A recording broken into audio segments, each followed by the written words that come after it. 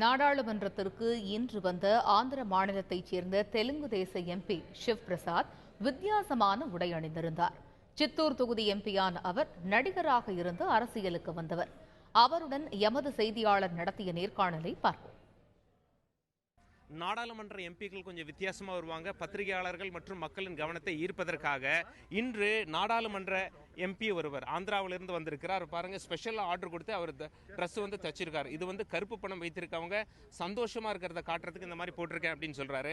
அப்படியே இந்த பக்கம் பார்த்தீங்கன்னா வெள்ளை பணம் யாரெல்லாம் கணக்கில் காட்டுறாங்களோ விவசாயிகள் கண்ணீர் வடிக்கிறாங்க, பொதுமக்களும் கண்ணீர் வடிக்கிறாங்க அப்படின்னு சொல்லி மக்களின் கவனத்தை ஈர்ப்பதற்காக இப்படி ஒரு ட்ரெஸ் ஆர்டர் பண்ணி தச்சுக்கிட்டு வந்திருக்காரு திரு சிவபிரசாத் அவர்கள். இவர்கிட்டயே கேட்போம், sir, what is the purpose of this dress? ஒரு எக்ஸ்பிரஷன் கொடுத்தனா expression will go into deep into the persons MPs also. That is why these black money people are laughing at the action what is taken by the government.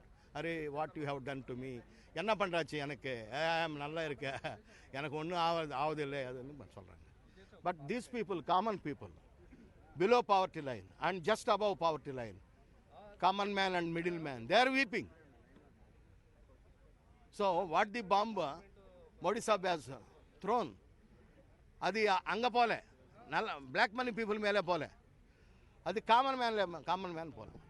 So is suffering, that I want to exhibit.